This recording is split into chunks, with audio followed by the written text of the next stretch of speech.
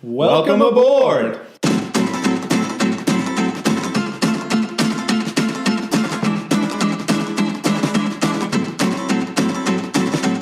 Hey, this is Rob Brown. And this is Patrick Fortier-Brown. And we are the Business of Boating podcast, but we're going to call it the Boatcast. And Pat, what's this Boatcast going to be about? Well, we're trying to give you guys a behind-the-scenes look at the boating industry from both a business and a recreational view. We're going to be bringing in some people from the community and maybe some other dealerships as well and professionals in certain industries. We'll debate some hot topics and share with you the secrets of what makes a great marina function. Welcome aboard. Welcome aboard.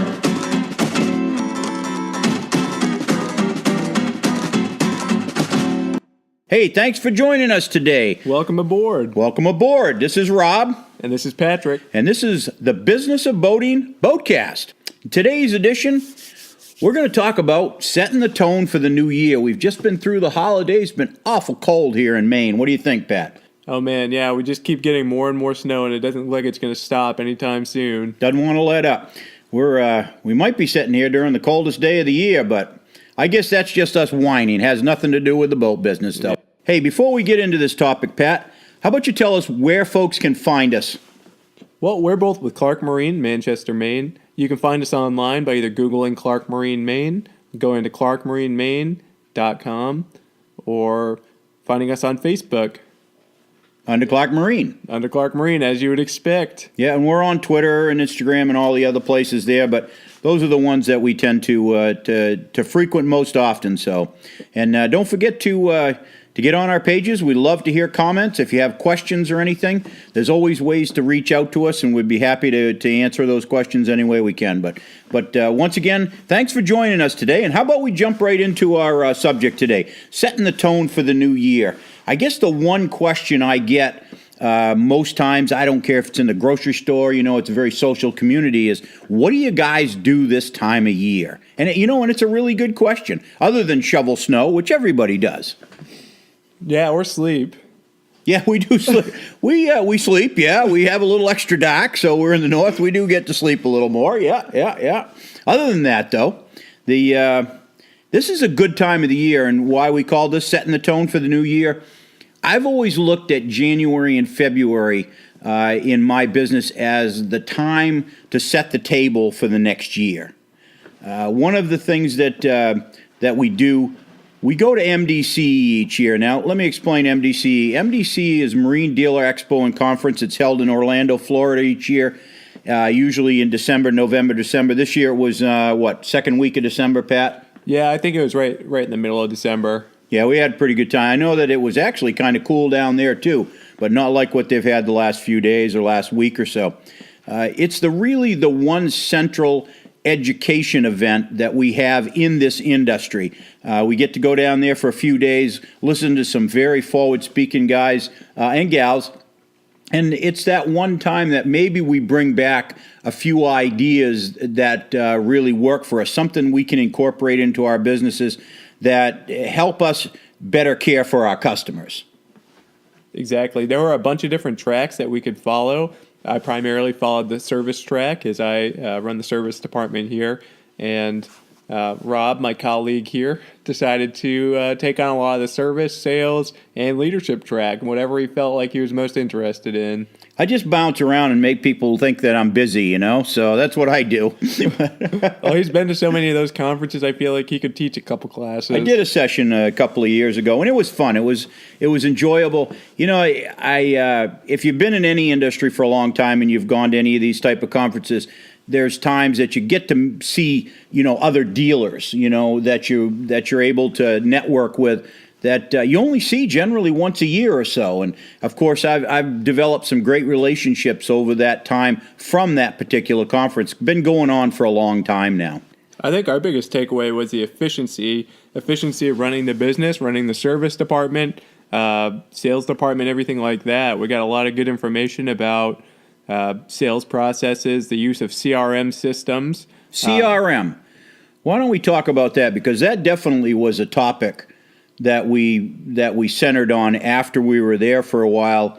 I got to talk to a couple of other dealers and how they're using the system, and we really haven't been using a true CRM in this business. Yeah, primarily until now, our CRM was Excel. See, it's true, yeah. Hey, going back to the old day, I think he's making a poke at the old guy again, but CRM, what does CRM stand for, Pat? So if I'm correct, a CRM is a customer relationship management tool. Basically, it's just a way to track all the sales and service that you're looking to do, and then also be able to report on it going forward. We actually just purchased one. What is it? It's for Saturday now. We purchased one yesterday, and I'm actually in the process of setting it up. We're hoping to get it going sometime next week and really start tracking those leads, tracking those deals, and make it happen. I think what it's going to help, what has sold me, being the guy paying for this, on the fact is that we should be getting more regular reminders on hopefully not dropping phone calls, not dropping follow-ups. And as good as we like to think we are, we have our own disciplines, we have our own notes. This is just one extra layer of reminding us as to what we should be doing. So kind of a watchdog to us. Yeah, and it's an easy way to navigate all the different leads we have. We can separate them by type. We can separate them by price. We can separate them by owner. And it's easy to report on. At the end of the day, we know exactly what we have for large unit sales, large service sales, and we can report back on it. We can hold each other accountable, and we can easily contact the customer with different email templates, and a bunch of different things like that, follow-up surveys. I'm really excited for it. I think it's going to help us discipline us, I guess. It really comes down to discipline us, because up until this point, Pat kind of poked me a little bit about our Excel sheet. That's basically what we were using as a prospects chart or a lead chart, so to speak. We talked to somebody in September. We talked to somebody in October about a potential boat or service that they'd like to have provided in the spring. And by the time it rolls around to that, without having some kind of a form or chart or a list in place, you tend to drop that stuff. Unfortunately, I know we've dropped a few things. That money's money. You got to be able to make a little money, and you got to stay busy to keep the business going. But the object is, your customer wants something done also. And here it is in the spring. They've talked to you about it in the fall. Come spring, it's a week before they'd like to put the boat in the water, and then both of us all of a sudden remember there's a service that probably could have got provided much sooner, and then it becomes a little bit more of a push to get done at that time. Oh, wait. They wanted their carpets redone. Well, better get it done in a day. Or we better talk about it next winter, which doesn't do anybody any good. So no good there. But and it's also, we're really excited to be able to take notes about our customer, really get to know our customers, and be able to really just talk with them about themselves. These notes are really going to be invaluable for us in remembering who our customers are and really being able to engage with them fully. I think that is the biggest key right there, is making sure that we don't forget who helps us pay the bills around here, without a question. Absolutely. Yeah, and it's taking care of people. The better we can do that, the better a company, the more effective a problem solver that we are. And that's really what we are ultimately. We live in a boating community, and it's our job to keep people on the water. Exactly. And now, since we're talking about the CRM, we might as well talk about the thing that drove us to purchase it in full. Why don't you break the big news, Rob? Yeah, one of the things that I've been holding off on, I guess, for a long time, and just because, hey, after all, I am the boat guy, and I am supposed to know it all, right? So why would I want to talk to other dealers about what I'm doing and what they're doing and all? This year we've decided, and as Pat said, what preempted it is we finally have come into 1995, and we have joined a 20 group. Can you tell me a little bit more about the 20 group? This is really one of the first times I've heard about it, and I'm excited to do it, but I really just don't know that much about it. Yeah, I joined for the most part. I think it's going to help. Well, for one, I think it'll help us serve our customers better, but I think it'll help introduce Pat into this industry more quickly by developing some relationships with other dealers around the country. Theory of a 20 group is you have a moderator, And then you have what is up to 20 dealers. Some may have 21, some may have 18. I think the group that we're joining is through Garage Composites, hosted by Sam Dantzler. And it's probably going to have 12 to 14 dealers to begin with. They're dealers from different regions in the country, similar sizes, get together in person. You get together 3 times a year at certain areas in the country predetermined by the group, and you sit down and go over your business practices. There's a share of financial numbers, and going back to the CRM. The CRM is also requires you to list how many transactions you have each day, how many people are you coming into contact with, and then again, you're taking your financial data, your net sales, your gross sales, and you're comparing them to other members in that group. Where one dealer is really strong, say, we've been singled out as having a strong service department. 2014 by Boating Industry and the Boating Leadership Alliance were named the best service department in North America. We're really proud of that. But I know it only boils down to if we do a good job for you. We have to earn it one at a time.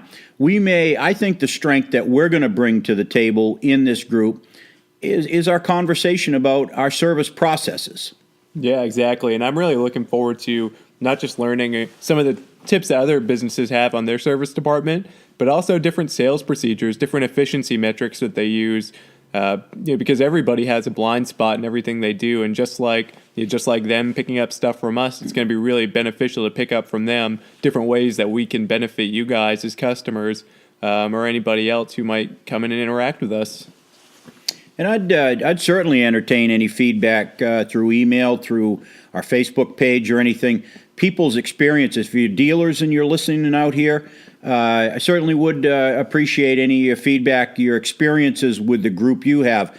I have talked to a few dealers who had been involved, and for one reason or another, didn't feel they were getting what they felt they should out of it, so they backed out of it. But I've talked to many, many more dealers who said, I wouldn't be as successful, or I wouldn't be able to do as good a job for my customers as I do right now without I was involved in the 20 group. Well, in any event, we're going to move forward very optimistic. I think this is going to be a good thing for myself. I think it's going to be a good thing for Pat. I'm not going in with any preconceived notion, but I think that we have something to add here. And like I said, going back to it, I think it's going to give Pat an advantage to being introduced into this industry much more quickly, which I think is important. The more he knows, the better off we're all going to be. Moving on, that's just 2 of the things that we drew from MDCE, and we may reference back to that because we had a couple of other team members with us that went down, and I know everybody got a little bit different a take. Like Pat said, there were different tracks. There was a service track, a management track, I think a marketing track, and I bounced around, like I said. Moving on for the rest of the winter, like I said, we've got this 2 months that we have to, what can we do to improve our processes? What are some of the things that you're working on right now, Pat, say between here and Monmouth, the 2 facilities? Well, I have 3 primary things I'm working on right now that have really been my focal goals. The first one, it's been the most recent, has been that CRM. I'm still in the process of building it. I'm really hoping it comes in and it's a home run. But other 2 things I'm doing is I'm working on an electronic schedule. Hopefully going forward in 2018, I can make out a schedule for both service departments by technician, by work order, when I finally get everything refined out. So both of the service managers at each respective location knows exactly what's happening a week in advance. That's something we really haven't had going on, until we've had the staff to do that. This is where bringing somebody in who's really keyboard centric to basically eliminate the paper, because most of these things have been done on a paper schedule. Mm-hmm. They've been transferred via paper. We still, of course, we have a beautiful computer management system, CDK. Instead of using their electronic scheduler, which Pat is now adopting, we've created our repair orders, created our sales slips and everything and then printed it out on paper and passed paper around. Yeah, and it's pretty easy to lose paper between two facilities 10 miles apart. I'll tell you that. You know, you'd think that we've misplaced maybe a work order here or there. Great thing is it's in the computer; we can draw it back out. But you'd think we'd line the sides of the roads with our work orders sometimes. Yeah, no, it's great though. The transparency is the most important part. Anybody really can is going to be able to open up the scheduler, when we have it running, and be able to know what they're doing next Tuesday. What I get out of the electronic schedule is we're going to be able to put that up on a TV screen in the shop. Each technician is going to be able to see pretty much at a glance what their day looks like. What the expectations are, the time blocks for them. Before they've had to go in and look for that information, and now it's going to be basically put out there for them to see. And the key part to that is not just the technicians, it's a touch point before the technicians. That's the service manager, that's the tractor guy, that's whoever we have gathering parts or getting materials ready. Them having the opportunity to track where the technician's at on their previous boat and knowing what they have next is vital. They'll be able to see what boat is going to be put into a bay next to prep. They'll be able to know which work order to look for parts on, and they'll be able to have them prepped by the time the technician's ready to move on. And I think that's huge. Instead of taking that 15 minutes that we would have normally taken and swapping out boats, we'll cut that down to 5, maybe even less. Yeah, we've had a great process in place, and this is in addition to we've had a good exchange of information, good exchange of knowledge. But this is going to give us one more layer, I guess. There's a lot more to it than what it may sound, and it may sound like we're starting from scratch, but we're really not. We've got a good process that works well in place, even though it was more or less based on paper to a degree and conversation. A few years ago, we adopted a visual workspace with our work orders, so I could go out in the shop by color coding, by how things were positioned, and see where everybody was. And that system still is in place today. This will just give us a little bit more visibility. The communication setup will work a little more fluid, I guess you'd say. So especially between, as Pat had mentioned, between our parts department and between our service manager and really what is the yard manager. And both facilities, too. Absolutely. But really what it boils down to is how does this help us, our customers? It should relieve some stress from our technicians, because in doing employee evaluations, one of the things that our technicians come out with is that they'd rather not have as much lag time in between receiving, boats to work on. And we've tried to iron this out over time, so that should take care of a little bit of their concern. The other side of it is just that little bit of efficiency. If we can get one more boat, 2 more boats, 3 more boats serviced, completed per day, that's just going to allow more time for us to be able to take care of a wider range of customers. So as to do exactly what our mission is, and that is to keep people boating. Exactly. And not to mention, when it comes to parts and the conversation with parts, knowing that we next Tuesday are going to repair so-and-so's boat and we need such and such part, we'll be able to have that part ordered well in advance, knowing it's going to be there next Tuesday. We're not going to be getting it in next Tuesday morning. We're going to be getting it in this Friday morning. Even those extra couple days is going to help in the prep. And that just should make us basically a little bit more, a little bit more efficient, and that's really what it's all about, better taking care of the customer and taking care of the customer more completely. So Pat, I know one thing that you've been working on real hard this week, and of course, being the first week back from the new year, really important to us, has been the new electronic maps, and then again, getting away from the paper. Pat, why don't you talk to us a little bit about that? Sure, yeah, that's really the third big project I've been taking on. We were lucky enough to have a team member here who just got her degree in engineering, so the two of us have put our technical brains together, and we've walked the yards we have, our primary storage facilities, and we've mapped out in full all the boats we have and placed them on an interactive screen where we have everything color-coded by what work needs to be done. Now, this is huge for us because we've always just chicken scratched it on a notebook, And now we can just press Control F and find any person we want, know exactly where they are, know how many boats back from the starting line they are, and really make a plan on winter work. The color coding helps us where we know the size of the project and we know the type of the project. So we can, schedule to bring in, one or two large projects while we're shuffling in and out small projects that'll take 15, 20 minutes. So the ability to know the size of the project and the location of these boats really makes it easier for us to make a calendar for the winter. And hopefully this winter we can get some efficient work done and really make it seem like we're in the dead of the summer work-wise. That's just the winter work stuff, though. But you guys have mapped the 650 or so boats that we have between 4 different facilities. I mean, how's that going to come into play come spring? Oh, it's going to be huge with the scheduling. When it comes to scheduling boats to be delivered, when it comes to scheduling boats for pickup by customer, the service writer is going to have access to both of those. He'll be able to, like we do out in the service department, Control F and find, really where each boat is. If so-and-so is calling for their boat and they're the 5th boat back in the back corner, we can be honest with them and let them know it's probably not going to be 2 hours from now.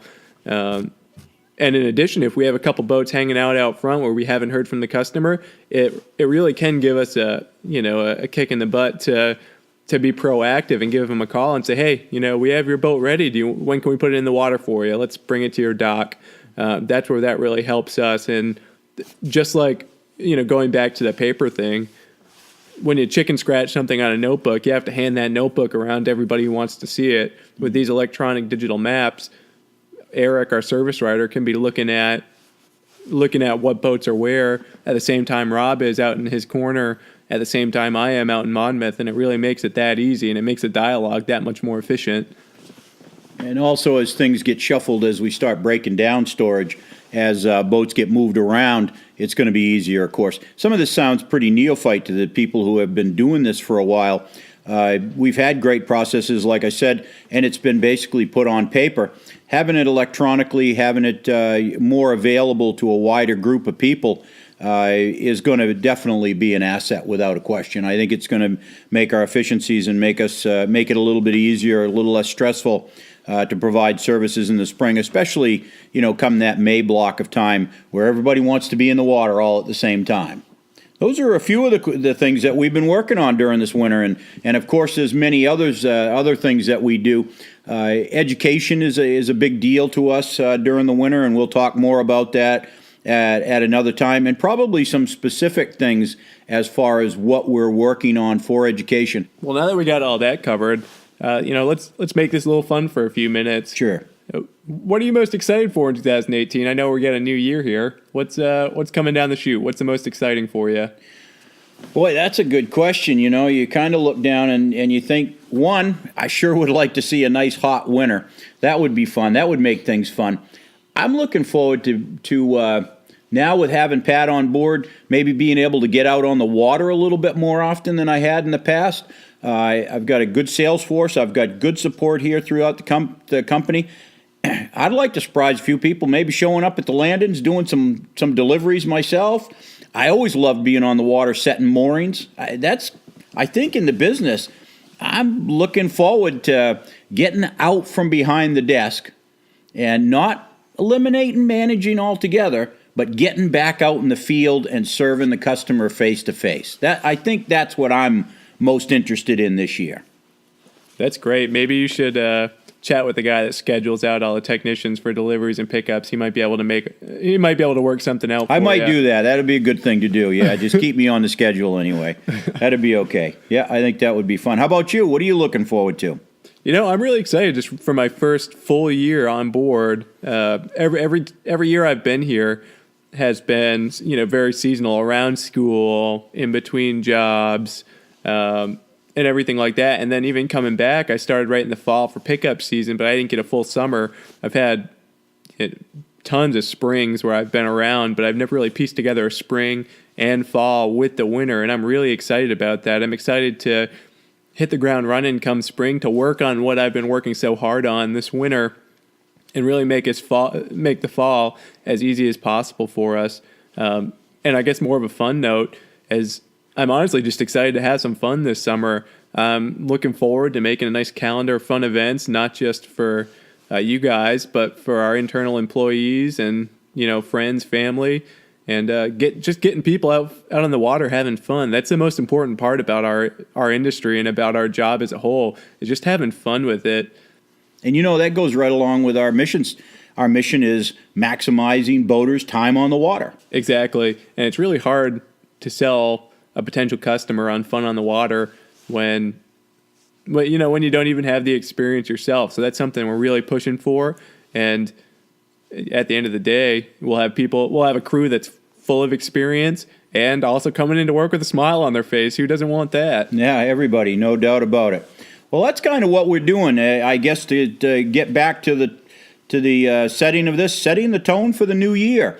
So CRM 20 group, our charts, putting a few more additions, making a few more additions, or I guess fine-tuning our service process, trying to streamline our services once again. Those are the things that we work on this time of the year, and we're just beginning. We're just getting started, and I think it's a very exciting time of year for us. It really is. So, hey, this is Rob, and I really want to thank you for joining us today. Next edition, I think this has become kind of a bi-weekly type production, eh? Yeah, I think that fits into our schedule a little better than weekly. Yeah, you probably don't want to listen to us much more than that anyway. So, but hey, we've really had a lot of fun having you aboard. And like I said, then again, where are we going to be able to be found? You can find us on Facebook. Look for Clark Marine. You can Google us, Clark Marine Maine, clarkmarinemaine.com. Or just give us a call, 622-7011, area code 207. Yeah. Don't forget about YouTube. Our vlogs are on YouTube, as well as these podcasts, I think, are hosted there as well. And you can find us on SoundCloud. So then again, like I said, if you have any comments or questions or anything, please access one of those portals and send us a question. We'd be more than happy to answer that question one-on-one. Or, hey, if you have a subject that you'd like us to speak on, send that suggestion our way also. And, hey, if you'd like to be part of this Boatcast, don't be bashful. Say, hey, I've got something I'd like to talk about. We'll invite you down to sit down and talk with us. Great. Thanks for listening, and have a great new year. Take care. Happy New Year to you, too.